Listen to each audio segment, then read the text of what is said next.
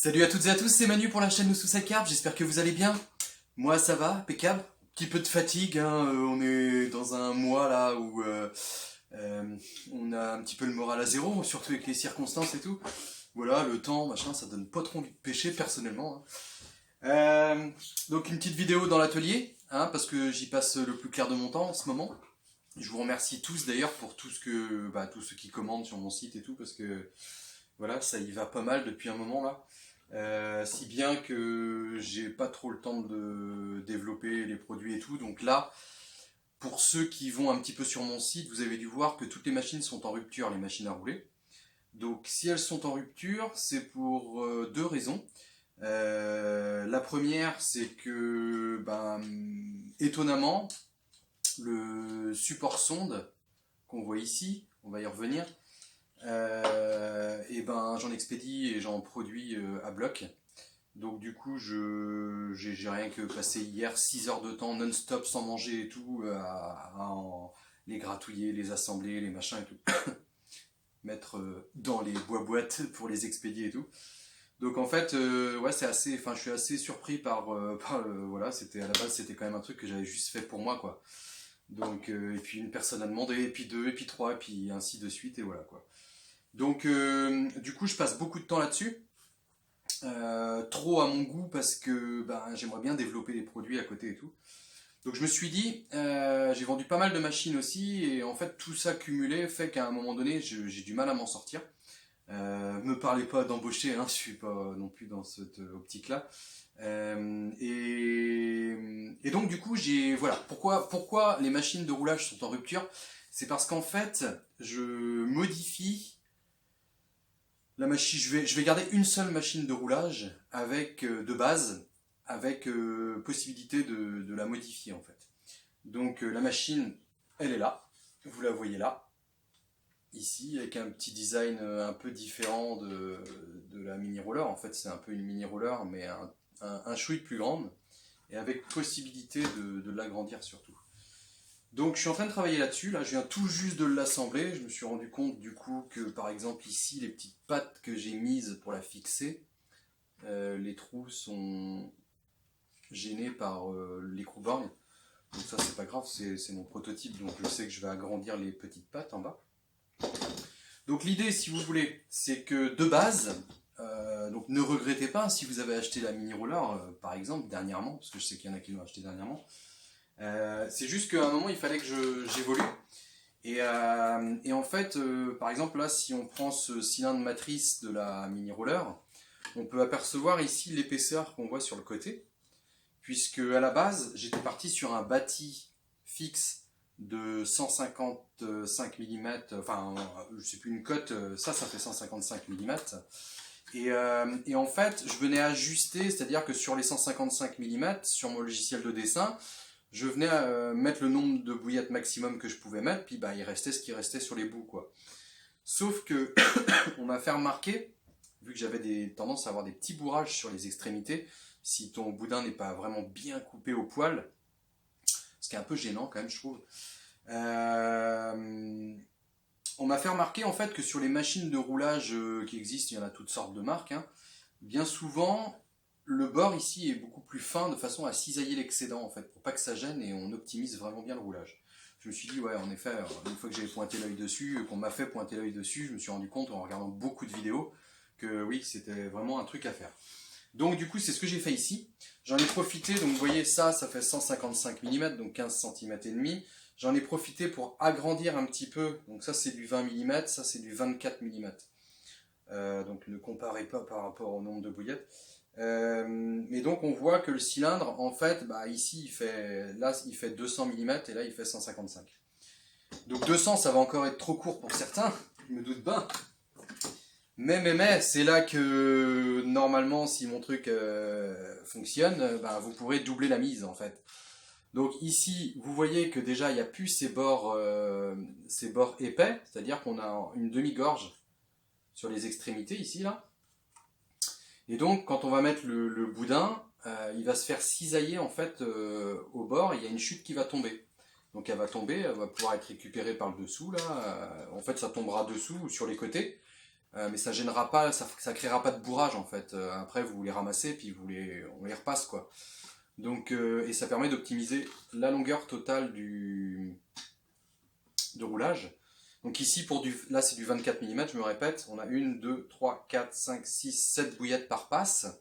Et ensuite, donc si j'ouvre, si je défais, donc là on est sur le même principe toujours que les autres machines. Donc si je défais ça, vous voyez en fait que là, je peux venir joindre un autre cylindre avec. Et on va retrouver l'autre demi-gorge en face. Donc ce qui fait que de 7, on va passer à 7 plus la jonction, donc à 15 bouillettes en 24 mm par passe. Alors je sais plus combien ça fait en 20, en 18 et en 15, enfin bref. Mais bon voilà. Et du coup ça peut permettre de doubler en fait la longueur de la machine et d'avoir une machine qui fait par exemple pour du 24 qui fait 400 mm de long. Donc là il faut que je continue à travailler dessus. Là notamment je vais modéliser 2 trous de façon à passer les tiges filetées à travers de chaque côté pour bien bloquer l'ensemble. Ici au niveau de la matrice, donc il faut que je vois avec ma machine, mais je vois qu'elle m'a fait un petit défaut ici là. Alors ça arrive tout le temps hein, sur tous les produits 3D, il y a toujours soit des petites merdouilles dedans ou machin, c'est propre à l'impression 3D hein, surtout, bon, si c'était... Moi j'utilise du PETG en fait en matière, sauf les flasques qui sont en PLA, mais ça c'est une matière résistante à aux produits et tout ça. C'est la même matière si vous voulez que les bouteilles d'eau plastique. Et c'est une matière qui est un peu plus dure quand même à imprimer que le PLA. Donc du coup, ça crée des petits défauts d'aspect, mais bon après voilà, on est là pour rouler des bouillettes, hein, pas pour la mettre comme un trophée sur la cheminée. Donc du coup, je sors la matrice. Et là, ici, on voit que la matrice n'a plus du tout la même forme. Elle a déjà une partie pour accueillir les boudins qui est beaucoup plus grande. Ici, il y a 2 trous qui sont faits. Donc là, c'est la tige filetée de fixation, simplement. Ici, il y a 2 trous, en fait, qui permettent, avec normalement des petits... J'ai prévu de mettre des petits entretoises de centrage, en fait, pour enquiller les deux ensemble. Donc on retrouve la demi-gorge. Voilà, et sa petite sœur, elle sera à côté, sa sœur jumelle du moins. Et donc ça fait, on double la longueur de la machine, de la matrice, et on vient enquiller une tige filetée en haut, une tige filetée en bas, qu'on serre de chaque côté avec des écrous-freins par exemple, et hop, voilà, on a un bloc quoi. Donc ça c'est sur le papier, j'ai pas encore testé, voir si ça fait pas trop, voilà, comme ça quoi. Donc c'est l'idée.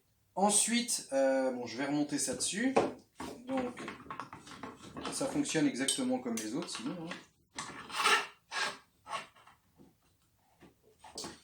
Je remets ça, la tige filetée en face, voilà. J'en profite en même temps par rapport à des questions qu'on me pose ou des choses que je me dis, tiens, peut-être les gens ils se posent des questions. Quand vous recevez les kits de rechange, par exemple, ou même la machine, des fois, vous voyez, j'écris gauche. J'écris au crayon au feutre, j'écris gauche. C'est parce qu'en fait, les cylindres, comme ils sont imprimés à la verticale, comme ça, ils ont tendance à avoir des petites coulures dessous que je ponce. Ça, c'est le travail un peu fastidieux. Et ça fait en fait que, machinalement, le cylindre a forcément un sens. Parce que ça ne va pas d'un autre sens. Là, par exemple, quand je le mets, hop, hop, tac, et ben là, je suis pas bon. Là, je suis décalé en fait. Il y a un décalage en fait. Oui, vous allez peut-être pas bien voir, mais entre avec la matrice, ça fait un décalage. Donc, il faut le tourner. Tac. Et là, on est bon. Et là, on est bien. Et ça, c'est pareil pour celle-ci en fait. C'est du fait que je ponce, je présume le dessous, ça doit un petit peu donner, je sais pas exactement pourquoi, de toute façon je peux rien y faire. Donc du coup, sachez que quand c'est écrit gauche, ça veut dire que vu de face, il faut que vous mettiez la partie gauche du cylindre à gauche. Voilà, une fois qu'on le sait, c'est bon. Hein. Donc, après pour cette machine, il faut que je travaille donc pour la doubler sur un bâti avec peut-être des tiges filetées un petit peu plus grosses pour la longueur et tout. Tout ça, ça reste à travailler. J'ai dit donc qu'il y avait des petites, vous voyez, avec deux petites vis ici, bah, tout ça sera monté d'avance, hein. Mais il y a des petites pattes perforées qui seront un peu plus longues du coup, vu que même mon écrou-borne y gêne, pour pouvoir mettre sur le bord d'une table comme ça. Hop, vous prenez une petite planche par exemple, vous vissez dessus, et puis comme ça après vous avez voilà, un bon maintien ou sur un établi comme ici, moi je vais mettre une vis directement dans l'établi quoi. Euh, j'ai prévu aussi une vis par là. Là, j'ai logé déjà l'écrou. J'ai prévu des logements d'écrou qu'on voit ici, là, là. Bon, là, il n'y a pas d'écrou dedans. Voilà, il y a 4 logements d'écrou là. Et en fait, là, j'ai déjà mis un écrou. On peut mettre une vis, vous voyez. Donc, du coup, on pourra mettre 4 vis. Et je continue à travailler là pour faire un petit truc dessus. De façon à ce qu'on pose les boudins dessus et on les fasse tomber du haut directement dessus. Donc je vais supprimer la tôle aussi qui était vendue avec les mini rollers et Boilie Box, tout ça. Et ça sera une tôle qui viendra se mettre sur cette machine là par dessus. Et donc je pense que c'est plus simple de ramener le boudin, de le faire tomber directement de dessus à partir dedans. Et voilà. Et donc quand vous voyez la machine comme ça, à plat on va dire, et ben on voit bien que le boudin il va bien chercher tout de suite quand il va tomber à partir dedans quoi. Surtout que bon, si ça tourne. Les encoches, j'ai fait tomber ma vis. Les encoches sont un peu plus grosses et d'une forme différente, les encoches que vous avez dedans. De façon à avoir une meilleure accroche dans le boudin pour l'entraîner. Sur celle-ci, les encoches sont beaucoup plus petites. Donc j'ai fait des encoches plus grosses, mais je me limite quand même à une certaine grosseur, dans le sens où je veux pas qu'il y ait un danger réel pour les doigts et tout ça, quoi. Déjà là, à voir, mais avec le moteur, ça risque de faire mal. Donc tout ça, c'est à voir. Bon, il y aura le bâti dessus et tout ça, mais pas le bâti, la petite truc par-dessus. Donc l'idée en fait c'est de vendre uniquement cette machine là avec différents diamètres. Je vous donne pas de tarif pour le moment, je sais pas trop, je suis encore pas assez avancé pour vous le dire. Je vais continuer quand même à proposer les kits de rechange Boilie Box Mini Roller pour ceux qui ont déjà la Boilie Box et la Mini Roller. Je continue à les proposer, normal quoi, faut bien que vous ayez la possibilité de changer de diamètre si vous avez envie. Mais tranquillement en fait on va basculer sur celle-ci qui sera donc modulable en longueur. Et pour faire les boudins, je vais créer un nouveau système différent de l'autre qui sera à part en fait. Donc ça veut dire que vous pourrez acheter soit ça plus le système pour faire les boudins si vous avez envie de retrouver l'esprit de la Boilie Box. Mais ça permet par exemple à ceux qui ont acheté que le bas de se dire bah tiens maintenant je vais acheter l'autre partie ou non j'en ai pas besoin ou voilà. Et moi au niveau montage ça me fait moins de pièces et je gagne du temps et j'ai moins de stock de pièces, enfin, voilà. Voilà pour cette machine, j'espère qu'elle vous plaît, elle a un petit design donc j'ai fait des échancrures, c'est exprès hein, parce que ça permet de donner une petite gueule un petit peu meilleure, plus jolie quoi. Et puis c'est aussi pour récupérer par exemple ici quand ça tombe, s'il y a des trucs qui tombent là, bah, vous pouvez les récupérer sur le côté, voilà. Parce que je vous rappelle l'objectif quand même de cette machine, c'est que si vous n'avez plus besoin en fait de définir vos boudins pile poil, vous pouvez les faire un chouï plus long. Et comme également je souhaite en fait proposer un système d'autocut, mais un système d'autocut électrique, en aucun cas pneumatique, parce que je sais qu'il y en a plein qui n'ont pas de compresseur chez eux, et puis même moi, juste pour un autocut, avoir un compresseur, bon, quand t'as le pistolet qui va avec et tout, mais après ça commence à être un petit peu l'usine à gaz, je trouve, pour juste pousser un boudin et le couper. Donc je travaille sur un système d'autocut électrique, purement électrique, tu branches sur une prise, paf, terminé, voilà, tu as ton autocut. Et donc, avec ces petites fixations que j'ai prévues là, l'autocut va pouvoir être fixé là-dessus et puis faire un petit ensemble.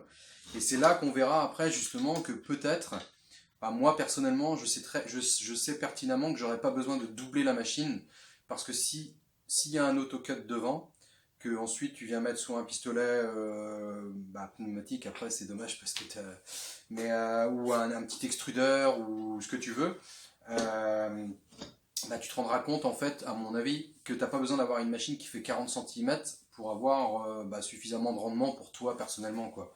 Je pense qu'une machine, même petite comme ça, de 200 mm, si tu lui mets un système qui va bien devant, c'est pas elle qui va te retarder, c'est plutôt toi à charger à charger ou à faire ta pâte et tout ça, quoi. Parce que avant le roulage, il se passe plein de choses, il faut faire les boudins déjà. Donc voilà, il y a tout un tas de trucs qui vont arriver autour, j'y bosse à fond dessus, c'est pour ça que je remets pas de toute façon les machines puisque je veux arrêter la mini roller et la body box pour basculer là-dessus. Donc ça me permet en même temps aussi de faire moins de ventes, mais c'est un bien pour me libérer du temps. Voilà pour la machine. Donc évitez de me poser 12 000 questions par message parce que j'en reçois beaucoup de toutes sortes. Je reparlerai en vidéo de toute façon de tout ça. L'évolution elle se fera. Voilà, je préfère en parler en vidéo comme ça. C'est moins contraignant que de répondre à 15 personnes. Des petites questions qu'on me pose aussi alors, concernant le support sonde. Donc celui-ci donc pour le bateau chinois comme celui que j'ai que je présente dans mes vidéos. Donc on m'a posé la question, on m'a dit ah Manu c'est normal quand je le fixe dessus, une fois que les molettes sont bien serrées et tout, le truc il bouge quoi. Alors oui en fait si vous voulez c'est que moi je l'ai modélisé pour moi au départ, donc j'avais pas retouché mes plans, j'ai toujours pas retouché mes plans d'ailleurs, et ça a fonctionné très bien du premier coup. Donc je me suis dit pourquoi j'irais modifier ça. Je me dis en même temps que s'il n'y a pas du jeu un peu dans tout ça, et qu'on bride trop, un bateau comme celui que je possède et que vous êtes nombreux à avoir maintenant, le petit bateau chinois qui est léger, si on vient avoir un support qui est mal mis de biais et tout et bridé, on peut peut-être faire dévier le bateau. Tandis que là, le truc il se positionne tout seul dans l'eau, donc clairement pour ceux qui ont essayé, j'ai eu des retours, ils se rendent bien compte que ça marche bien. Et moi aussi, puisque voilà, si j'ai gardé cette modélisation-là, c'est justement parce que ça fonctionnait bien sur mon bateau. Donc en soi, j'ai rien à changer là-dessus, quoi. Ensuite, si au niveau de la petite molette, j'ai quelqu'un qui m'a donné un retour comme quoi son truc il se retournait sous le bateau comme ça. Alors oui, parce qu'il faut qu'ici ce soit serré. Hop, vous prenez bien, hop, vous serrez bien la main, tac. Alors les tout premiers, c'était comme le mien, une vis avec voilà serré avec une clé quoi. Là maintenant, il y a une petite molette quand même depuis un moment. Donc grâce à cette petite molette, en fait, vous venez serrer assez fort et il faut que le truc il soit fixe en fait. Il faut surtout pas que votre support par rapport au reste il soit souple comme ça. Parce que là, c'est sûr, ça va partir sous le bateau. Alors on m'avait dit, tu peux faire une petite butée à l'arrière pour que ça évite de faire ça et tout, mais oui, j'aurais pu, mais franchement, tu mets un petit coup de doigt là, tu serres un peu plus fort et voilà, c'est parti. Hein. En avant Guingamp. Donc il existe pour Anatech Packbout Start Air, pour la sonde Lucky jaune, pour la sonde Lucky verte désormais, et pour le Dipper. Voilà, et donc pour le bateau chinois, le même que le mien là, et pour l'Anatech Packbout Start Air. Pour le moment, j'en ai pas pour d'autres bateaux parce qu'il me faut là le Packbout Start Air Anatech. Je l'ai eu en main, j'ai eu la possibilité de l'avoir, donc du coup j'ai réussi à modéliser dessus. Pour les autres bateaux, on m'a demandé pour le Traptech ou le Flytech, c'est un peu les mêmes. Alors apparemment non, ça ne va pas parce que par rapport au trou ici, il y a une petite boursouflure qui gêne, machin. Alors celui qui bricole un peu, il y en a qui ont réussi à le mettre quand même. Maintenant, si un jour j'ai la possibilité d'avoir un Traptech ou un Flytech, donc peut-être il y a des gens autour de moi ici qui ont des bateaux qui sont représentatifs quand même. Il ne faut pas que ce soit un bateau qui a une personne sur 100 qui l'ont, quoi. Mais et ben là, je veux bien modéliser des trucs, mais il me faut le bateau en main pour pouvoir prendre les cotes et puis modéliser, quoi. Voilà. Pour ça, donc ça, ouais, vous êtes pas mal à l'avoir, je suis un peu surpris. Et je voulais rebondir aussi sur le support, le support canne, support talon semi-automatique, parce que j'ai beaucoup de messages. Il y a des gens, ça part d'une bonne volonté, hein, ils m'envoient des photos de produits qui se font, machin. Et en fait, mais c'est pas des produits similaires en fait, si vous voulez. Alors je sais qu'il existe des produits fortement similaires. On va pas débattre, hein. Mais en tout cas, ce que je voulais dire, c'est que avant de m'envoyer un truc en me disant bah tiens Manu, soit t'as été copié, ou soit t'as vu un tel fait la même chose, parce qu'on peut pas savoir qui a copié qui en théorie, hein, bon bref. Et alors, je vais juste vous dire un truc, c'est que souvent on me présente le Butt Bungie Rodlock comme étant la même chose que ça. Donc je vous mets une photo. On va revenir sur cette photo. Le Butt Bungie Rodlock, c'est simplement une plaque avec un tendeur dessus. C'est en aucun cas un tout en un, et en aucun cas un semi-automatique. Donc en gros, si comme moi j'ai des Spitfire Daiwa qui ont un talon qui fait 15 mm, j'ai des full cork Caperlan donc en liège qui font 25 mm de diamètre. Sur mon support, je peux mettre les deux. D'ailleurs, je le fais, je mets les deux. C'est pour ça que j'avais modélisé la rainure en V. Vous voyez ici, là. C'est en V, c'est pour pouvoir accueillir tous les ronds. Et donc, il n'y a pas besoin, comme le Butt Bungie Rodlock, de rajouter un support can, vous voyez ce que je veux dire, un clip can. Parce que si j'avais, moi personnellement, la même chose que le Butt Bungie, je serais obligé de dévisser pour revisser un clip can. Là, ici, on a un tout en un, il n'y a pas de clip can, voilà. Et de deux, c'est semi-automatique, c'est-à-dire que quand vous prenez la canne, on va simuler que ça c'est la canne, donc je vous le refais, tac, tac, on passe le truc dessus, hop, on est comme ça, et au moment où on prend la canne, tac, le truc il se défait. Avec le Butt Bungie ou autre système, vous êtes obligé d'aller manuellement faire quelque chose, le décrocher. Là, on va pas manuellement, puisque quand on le prend, clac, ça se défait tout seul. Rien ne vous empêche, moi ça m'arrive de le défaire manuellement, juste quand je veux prendre ma canne, hein, pour la relever, pour la relancer, pour partir, voilà quoi. Mais en soi, s'il y a un départ et tout, clac, vous prenez la canne, vous ne posez pas la question, vous n'avez rien à toucher, quoi. Donc, si jamais vous avez envie de m'envoyer parce que vous avez vu un produit qui ressemble ou machin, ou voilà, parce qu'il y avait eu une petite polémique dernièrement à ce sujet, on va pas détailler, mais du coup, partant de là, il y en a plein qui m'ont dit ouais, t'as rien inventé, ça existait déjà depuis longtemps et tout. Pourquoi pas, mais envoie-moi une photo. Et il y a des gars qui m'ont envoyé des photos du type Butt Bungie et tout, et là je me dis bah non, t'as pas compris en fait, t'as pas compris le système. Là en fait, il n'y a que 2 points à prendre en compte dans le cahier des charges, on va dire. C'est un système tout en un, donc c'est pas une plaque plus un truc à visser ou je sais pas quoi, et semi-automatique qui se défait quand tu prends la canne en main. Voilà.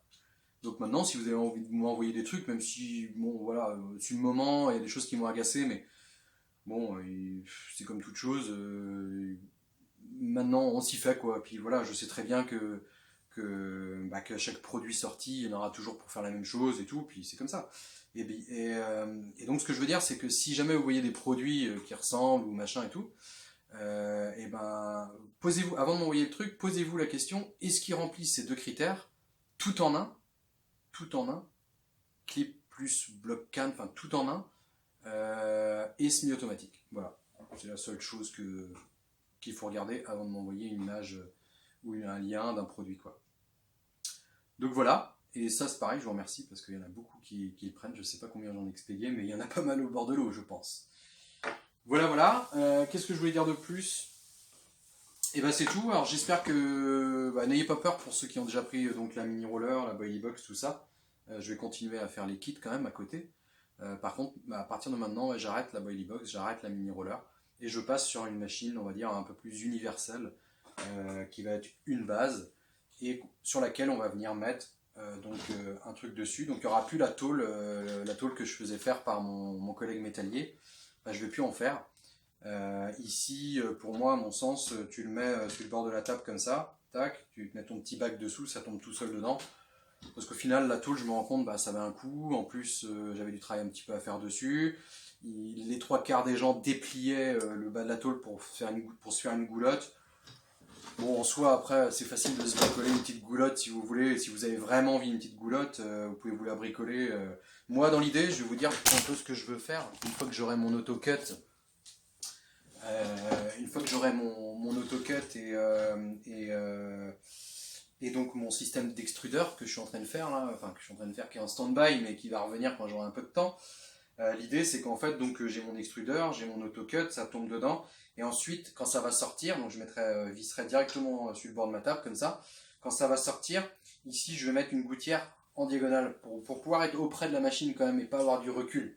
On pourrait imaginer sinon un système de tiroir simplement et tu tires en fait ici, ça tombe dedans et ça repart vers l'arrière. Chacun bricole ses petits trucs chez lui quoi.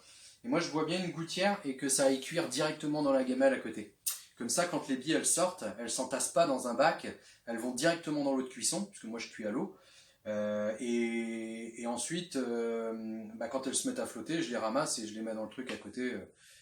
Voilà. Donc, comme je suis pas un pro, voilà, cuisson vapeur, machin et tout. Et l'avantage que je vois dans ce truc-là, c'est que ta bouillotte, quand elle sort, elle roule, elle tombe dans l'eau, elle s'entasse pas, elle s'agglutine pas les unes aux autres à se coller et à se déformer. Voilà. Bon bah voilà, c'est tout ce que j'avais à dire pour cette vidéo. Hein, pot de pêche, on retournera bientôt, hein, je sais pas quand, mais bon j'ai du boulot. Le temps me donne pas trop envie d'y aller, je sais pas pour vous, hein, comment que c'est. C'est tout ce que j'avais à dire je crois. Bon, je vous tiens au courant en tout cas pour tout ça. Hein. J'ai encore des tests à faire. On roulera ensemble avec la machine. Le moteur, on va l'adapter dessus aussi bien sûr. Et puis c'est tout.